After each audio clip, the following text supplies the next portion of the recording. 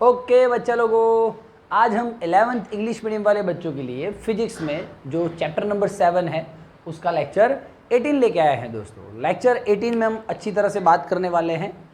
जिन बच्चों ने lecture number 16 और 17 नहीं देखा है प्लीज़ वो बच्चों जाके लेक्चर नंबर 16 17 देख लें। 16 17 में ऐसा क्या कमाल है दोस्तों, तो हमने बात की थी 16 में कि L is equals to R cross P, और लेक्चर 17 में बात की थी कि dl by D T is equals to torque. तो ये दोस्तों बातें हमने दोनों लेक्चर्स में की थी, लेकिन हमने ये बात की थी only for the particular particle, only for the single particle.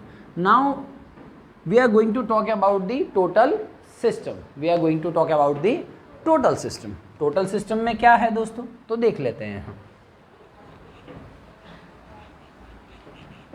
जैसे कि आपका थियरी है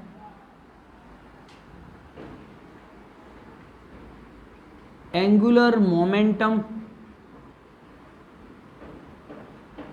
मतलब कि L एंड टॉर्क मतलब टाउ के बीच का रिलेशन डिराइव कीजिए, but for system of particle. हाँ सर क्या बात है, इसलिए आपने शायद सर है ना स्मॉल l को कैपिटल L लिखा है। जैसे कि स्मॉल m को हम एक पार्टिकल के लिए स्मॉल m लेते थे मास को, लेकिन हम पूरे सिस्टम की बात करते थे तो कैपिटल M। तो ऐसे ही हम पूरे सिस्टम की बात करने वाले हैं दोस्तों। बहुत ही गजब लेवल की मज़ा आने वाली है हम सबको। चला जाए तो फाइनली मैं ये कंक्लूजन पे पहुंचा हूँ कि angular momentum of system of particle is given by L is equals to पहले पार्टिकल का एंगुलर मोमेंटम, दूसरे पार्टिकल का एंगुलर मोमेंटम, तीसरे का, चौथे का और nवें का। तो मैं तो ऐसे ही करूँगा। मास की बात करता तो capital M is equals to M1 plus M2 dash dash dash Mn करता। ठीक है L दिख रहा है बच्चों को। दोस्तों L के बारे में मैं आपको जानकारी दे देता हूँ। हाँ sir, L is equals to R cross P होता है। पहले के लिए R1P1, दूसरे के लिए R2P2 और तीसरे के लिए और ऐसे ही nth के लिए क्या हो जाएगा। ठीक है दोस्तों, ठीक है ओके। दोस्तों अब ये पैटर्न आपको दिख रहा है बनता हुआ। जैसे कि मास में एक पैटर्न बनता था, आपको याद हो तो आप उसको क्या लिखते थे, ऐसा कुछ करते थे आप। तो दोस्तों इसी को, इस पैटर्न को कुछ ऐसा कीजिए ना प्लीज़। तो सिग्मा I1 to N, क्या बात है, वेरी नाइस दोस्तों, thank you for your support. Done है ना ओके दोस्तों। अब इसकी हालत हम खराब करने वाले हैं RIPI की। RIPI को दोस्तों मैं फिर से आपको बता देता हूँ, लास्ट लेक्चर में हम देख चुके हैं, तो भी मैं एक फंडा फोकस चला देता हूँ फटाफट से। बच्चों को दिख रहा है ना दोस्तों। मैं RIPI पे आ जाता हूँ, इज इक्वल्स टू क्या है L है। ठीक है ओके दोस्तों। मैं dl बाई डी टी करूँ तो लास्ट टाइम ही बात हुई है दोस्त हमारी, पहला ओसे का ओसा, दूसरे का डिफरेंशिएशन। ये आई क्यों आ रहा है दोस्तों, पूरे सिस्टम की बात हो रही है।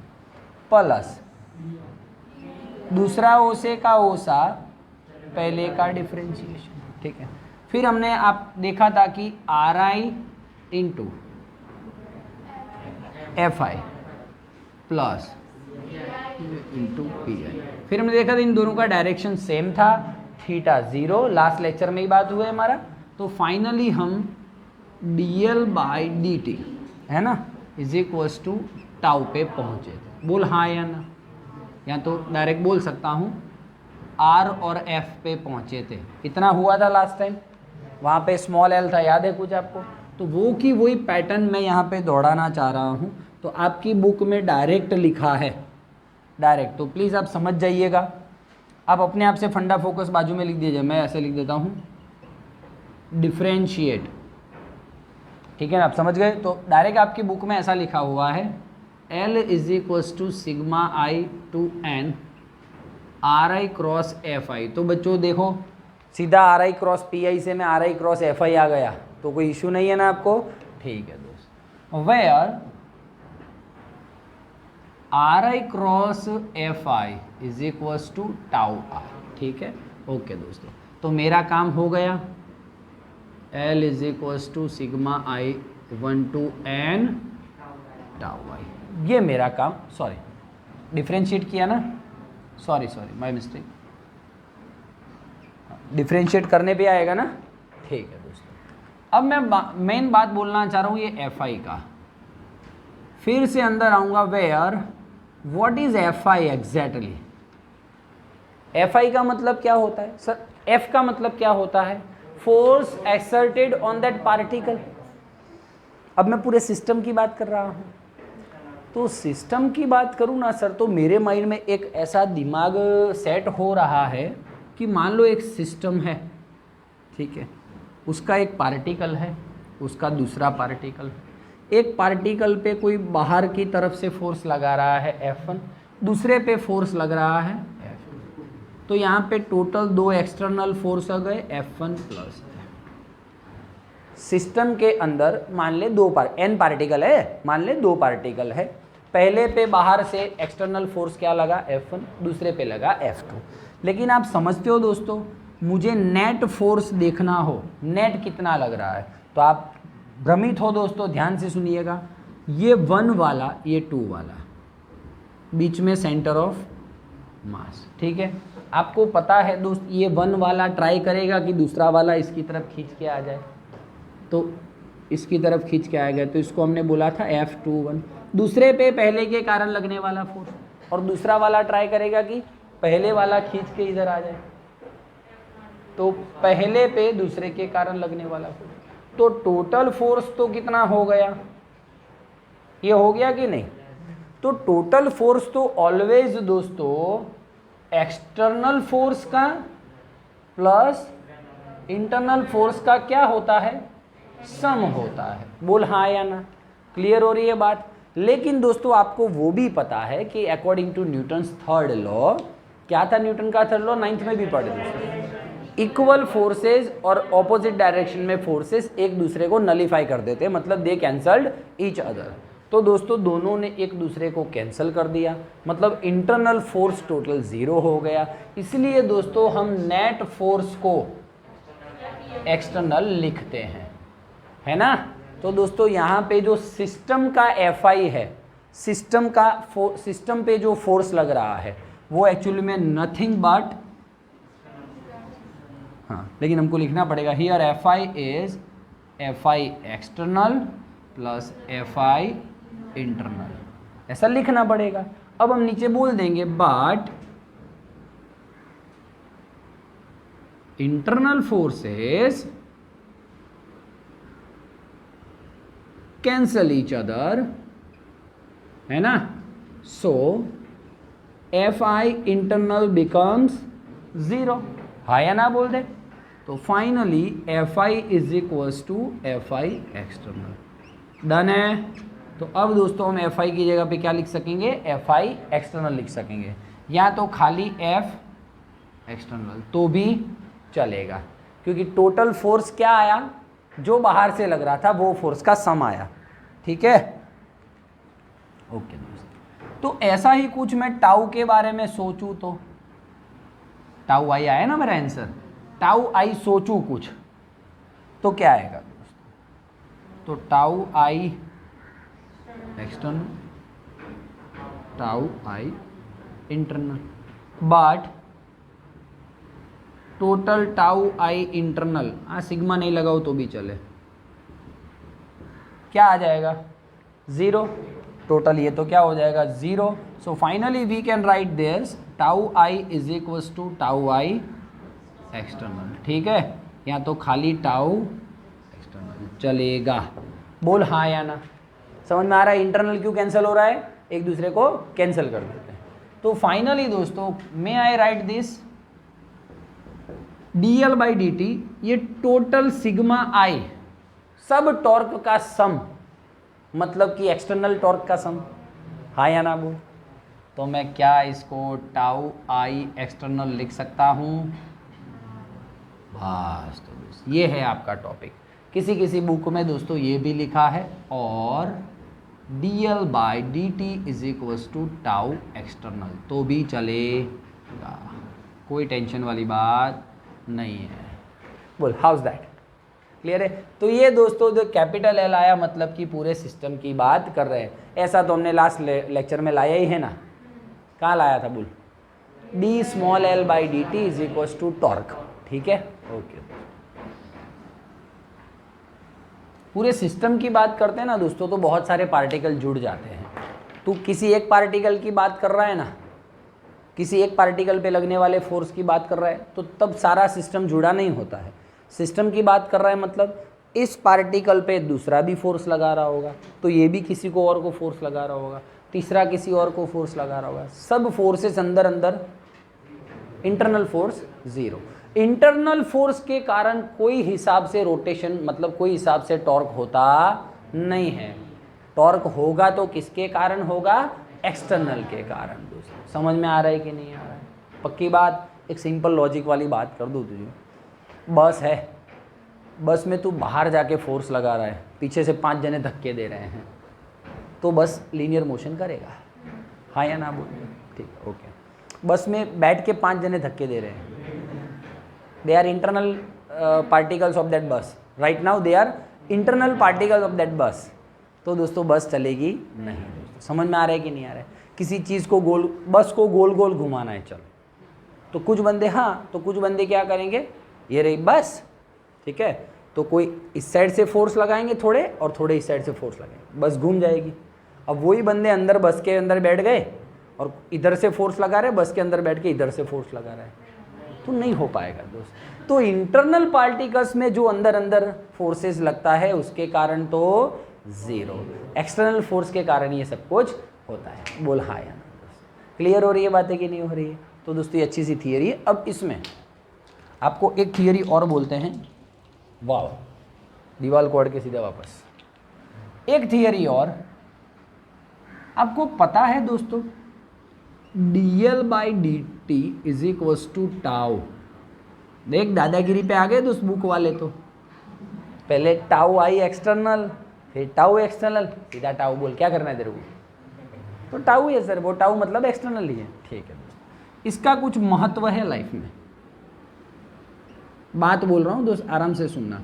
मान लो किसी सब्सटेंस पे या तो सिस्टम पे बाहर से कोई टॉर्क नहीं लग रहा है, एक्सटर्नल टॉर्क जीरो है, कोई टॉर्क नहीं लग रहा है, तो दोस्तों dl by D T is equals to, है ना, zero.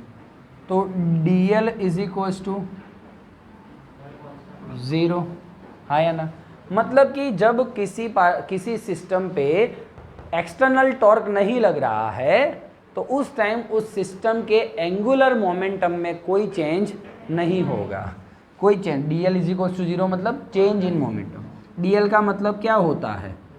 L2 minus L1 is equals to zero, L2 is equals to L, पहले का एंगुलर मोमेंटम जितना होगा उतना ही बाद में रहेगा, ठीक है, मतलब कि L इज इक्वल्स टू, तो दोस्तों मैं बोल सकता हूँ, अरे सर L कांस्टेंट रह रहा है, मतलब L कंजर्व्ड हो रहा है। कंजर्वेशन होना मतलब कि टाइम के साथ कांस्टेंट रहना, बदलना नहीं। Law of conservation of energy, sir energy time के साथ बदलती नहीं है, एनर्जी कांस्टेंट रहती है। Law of conservation of energy, law of conservation of linear momentum, तो क्या था दोस्तों? मोमेंटम p कांस्टेंट रहता है टाइम के साथ।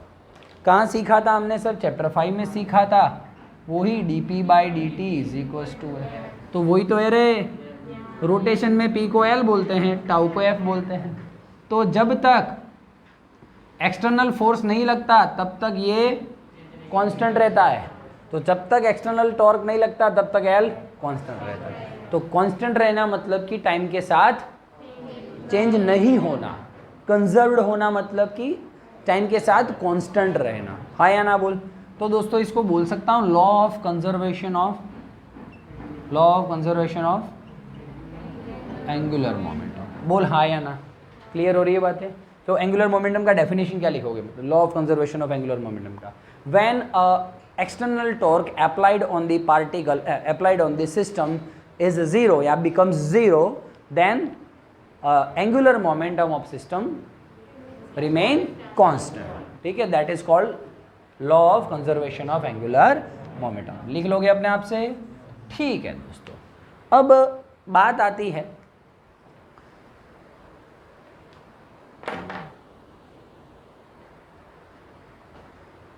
मैं इसको यहाँ से 5 न्यूटन दे रहा, ये हो गया फिनिश्ड वार्ता पूरी। अब थोड़ा कुछ करते हैं और, मैं इसको यहाँ से 5 न्यूटन दे रहा, तू सामने से यहाँ पे एग्जैक्ट 5 न्यूटन दे, कुछ नहीं करेगा सर, मिलेगा ही नहीं। मैं यहाँ पे खड़ा, मेरे को 5 न्यूटन से इधर खींच, तू आ इधर से 5 न्यूटन खींच, मैं कहाँ जाऊँगा, कहीं नहीं सर, यहीं पे खड़ा रहूँगा। समझ में आ रहा है कि नहीं आ रहा है दोस्तों। तो मेरा जो मान लो कोई यहाँ से मुझे 5 न्यूटन से खींच रहा है, तो मुझे कहाँ जाना पड़ेगा, यहाँ पे, है ना। बहुत ज़ोर से खींचा तो घसीट के ले जाएंगे सर, और धीमे धीमे ईमानदारी से खींचा तो मैं आऊँगा धीमे धीमे धीमे ऐसे, ठीक है। कोई इधर से खींच रहा है तो मुझे लीनियर मोमेंट यहाँ पे, मतलब लीनियर मोशन यहाँ पे करना पड़ेगा, इधर खींच रहा है तो यहाँ पे करना पड़ेगा।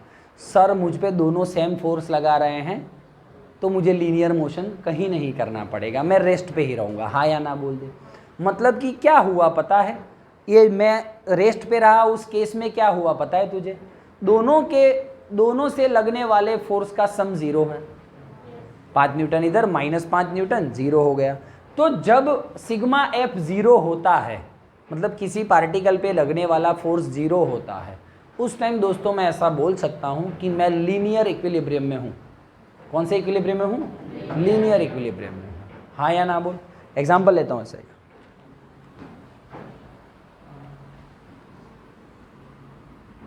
बहुत छोटी छोटी डिस्कशन लेकिन मजे वाली बात है। लीनियर इक्विलिब्रियम,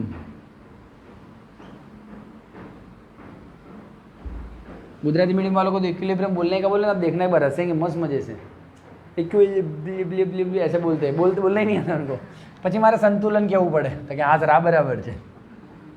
चलो लीनियर इक्विलिब्रियम ये बोल दूं मैं, एक फोर्स यहाँ पे लगा 5 न्यूटन, एक फोर्स लगा यहाँ पे 5 न्यूटन। बोलो दोस्तों ये लीनियर मोशन करेगा, लीनियर वो छोड़, रोटेशन छोड़, लीनियर मोशन करेगा, हाँ या ना। क्यों दोस्तों,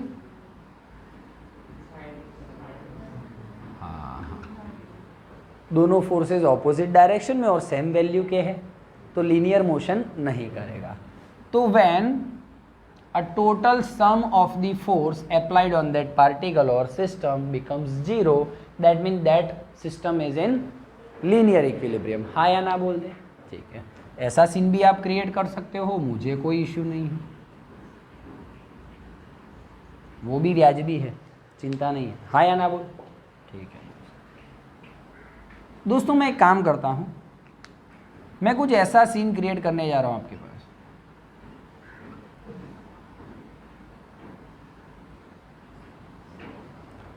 किसी को बोला कि भी एक लकड़ी है, उस पे यहाँ पे 5 न्यूटन लगा, बोले लगा देता हूँ सर, लगा तो 5 न्यूटन इधर लगा रहा हूँ ना सर, घूम रहा है, देखो सर आर्क उसने कवर किया, आर्क देख रहे हो, घूम रहा है चला। किसी ने बोला इधर छोड़, इधर से लगा, बोले इधर भी घूम रहा है सर, टॉर्क रोटेशन होने लगा है। मैंने बोला एक काम करो, दोनों जने साथ में 5 न्यूटन लगाओ नीचे, अब टॉर्क नहीं होगा। तो दोस्तों ऐसा करूं, हुआ क्या पता है, ये फोर्स ने भी टॉर्क लाया, ये फोर्स ने भी टॉर्क लाया, ये रहा मेरा रोटेशन एक्सिस, यहाँ पे लगा है तो ये भी टॉर्क लाया, कैसे, F और ये R क्रॉस F मतलब टॉर्क आ गया, ये भी टॉर्क लाया, और इसको अकेले को बोलूँ तो इसने भी टॉर्क लाया। लेकिन जब दोनों साथ में टॉर्क देने जा रहे हैं तो इसका टॉर्क यहाँ पे है और इसका टॉर्क यहाँ पे है, दोनों एक दूसरे को कैंसिल कर देते हैं दोस्त। तो दोनों साथ में फोर्स लगाएंगे तो लीनियर मोशन होगा, टॉर्क नहीं होगा। तो दोस्तों मैं बोल सकता हूँ इतना मजूरी करने के बाद,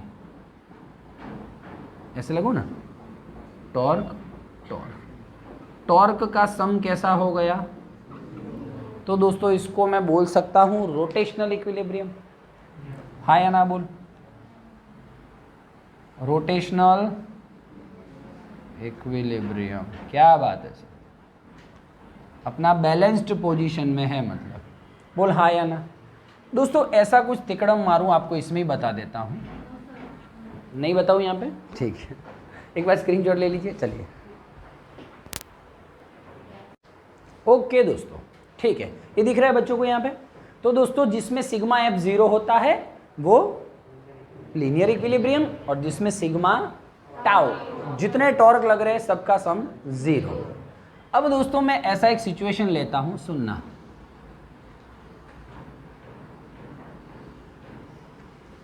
ऐसा ही सीन ले रहा हूं। इस केस में, ठीक है, इस केस में तो ईमानदारी से बोल सिग्मा एफ कैसा? ठीक है ना बोल? सर इसके कारण यहाँ पे घूमेगा, इसके कारण यहाँ पे घूमेगा। हाँ सर, मस्त मजे का टॉर्क मिलेगा। इसमें सिग्मा एफ तो 0 है, लीनियर मोशन तो नहीं होगा, लीनियर मोशन कैंसल, लेकिन दोस्तों टॉर्क 0 नहीं होगा, मतलब रोटेशन करेगा। बोल हाँ या ना बोल? क्लियर है दोस्तों? उस वाले नीचे वाले केस में जरा देखो तो,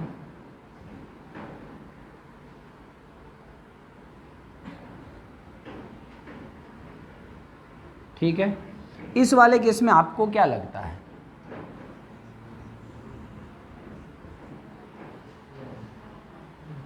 लीनियर मोशन करेगा सर, मतलब 10 न्यूटन है कि नहीं? तो लीनियर करेगा, लेकिन दोस्तों इसके कारण जो टॉर्क आया, इसके कारण टॉर्क आया 0 हो गया, तो रोटेशन नहीं करेगा। तो मैं बोल सकता हूं दोस्तों ये पार्टिकल, ये सिस्टम अब की बार सिग्मा एफ 0 है, मतलब लीनियर इक्विलिब्रियम में तो है,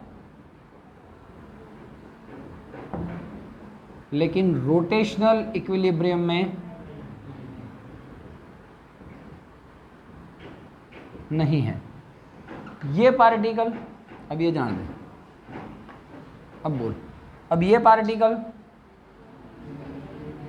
रोटेशनल इक्विलिब्रियम में है कि नहीं?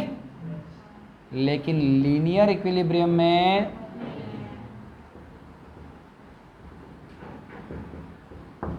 तो दोस्तों इसी को बोलते हैं पार्शियल इक्विलिब्रियम, पार्टली इक्विलिब्रियम ऐसा भी बोल सकते हैं।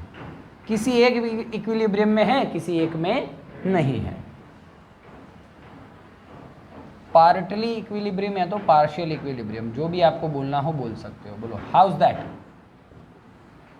क्लियर है? बोल नहीं समझ में आ रहा है? पक्की बात है? तो दोस्तों फाइनली आपको एग्जाम में थियरी पूछते हैं कि व्हाट इज पार्शियल इक्विलिब्रियम या तो पार्टली इक्विलिब्रियम। दोस्तों when a body is in linear equilibrium but not in rotational equilibrium, और दूसरा भी बोल सकता हूँ when a body is in rotational equilibrium but not in linear equilibrium, that state, that equilibrium position is called partial equilibrium position. दोनों लिखना है दोस्तों, और करके ये लिखा और ये, कोई एक लिखोगे तो नहीं चलेगा, है ना? तो ये है दोस्तों। अच्छा ठीक है दोस्तों, दूसरा मुझे बोला गया है आपकी बुक में,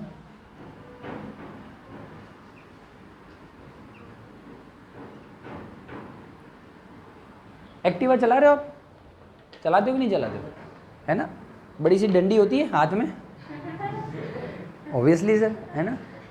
तो एक्टिवा में टॉर्क कब पैदा होता है, टॉर्क कब प्रोड्यूस होता है सर? सीधे जा रहे हैं तब तो कोई इशू नहीं सर, मुड़ाए तब टॉर्क, मुड़ाए तब टॉर्क दोस्तों, है ना? एक्टिवा का ये हत्था है, ये बीचों बीच उसका रोटेशन एक्सिस है कि नहीं। अब देख दोस्त, कब टर्न होगा मालूम है?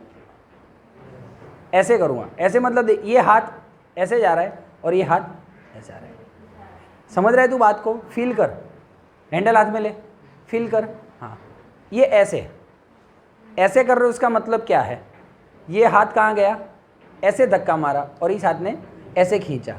हाँ या ना बोल दे, है ना। जैसे कि पानी का बोतल खोल तो 4 उंगलियां देख तू, ऐसे जा रही है और ये अंगूठा ऐसे आ रहा है कि नहीं? तो टॉर्क हो रहा है कि नहीं हो रहा है? अंगूठा ज़्यादा दुखता है सर खोलते ना तो, क्योंकि आगे वाला फोर्स है 5 न्यूटन, 4 न्यूटन, वो 4 उंगलियों में बढ़ गया, और दूसरा 4 न्यूटन जो इस तरफ खुल रहा है वो साला एक अंगूठे पे आ गया, तो अंगूठा दुखता है सर, है कि नहीं? तो फिर तो दोस्तों इसी को बोलते हैं couple of force, couple forces बोलते हैं। ऐसे फोर्सेस जो सेम वैल्यू के हो लेकिन ऑपोजिट डायरेक्शन में हो, है ना। तो आप एक्टिवा पे जा रहे हो तो ऐसा ऐसा करते हो, ऐसे करते हो खाली, कभी नहीं करते, स्मूथली ऐसे करते हो। क्यों? ये 5 न्यूटन, ये 5 Newton, couple of force, same value के फोर्सेस ऑपोजिट डायरेक्शन में। लेकिन एक बात है सर, अच्छा तो ऐसा कर दो ना सर, ऐसा ऐसा करो तो टॉर्क नहीं होगा सर, ये भी तो कपल ऑफ फोर्स है, क्यों ना बोल रहे हो? तो वो भी तो ऑपोजिट ही थे।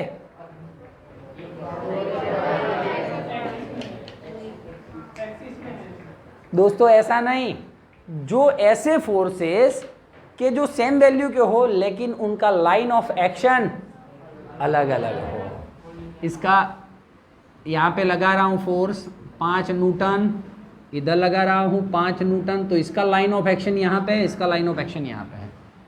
तो forces which are having same value but line of action are in different line, so that type of forces are called couple of forces। ठीक है, उससे ही टॉर्क आप प्रोड्यूस कर सकते हो। बोल हाँ या ना। तो मैंने कल गुजराती मीडियम वाली बैच में बोला, मैंने कहा एक्टिवा का हैंडल, तो मैंने कहा कोई और एग्जाम्पल दे, तो बोले सर पल्सर का हैंडल। तेरे से एग्जाम, मैंने बोला पानी का बोतल, वो बोलता है सर घर पे जो मैं जार खोलता हूँ ना वो ढक्कन। मैं क्या ढक्कन ही है रे तू। ठीक है चल डन है। तो दोस्तों मैं आशा करता हूँ कि आपको पूरे लेक्चर में पता चला होगा क्या चलाना चाह रहे हैं हम। ठीक है, जरूर से कमेंट बॉक्स में कमेंट लिखिएगा, लाइक कीजिएगा, सब्सक्राइब कीजिएगा। और हाँ, आराध्य का एप्लीकेशन आ चुका है गूगल प्ले स्टोर में, तो उसको जरूर डाउनलोड कीजिएगा। अच्छे अच्छे वीडियो देखने के दोस्तों। फिजिक्स का मतलब लाइफ सेट होना दोस्त, और we are trying our best कि फिजिक्स को उस लेवल से बच्चों को सिखाए कि बच्चों को कोई दिक्कत ना ही आए और डेली लाइफ से जोड़े फिजिक्स को, तो और बच्चों को इंप्रूवमेंट मिले। Thank you very much. Video अच्छा लगा हो तो लाइक कीजिएगा। Thank you.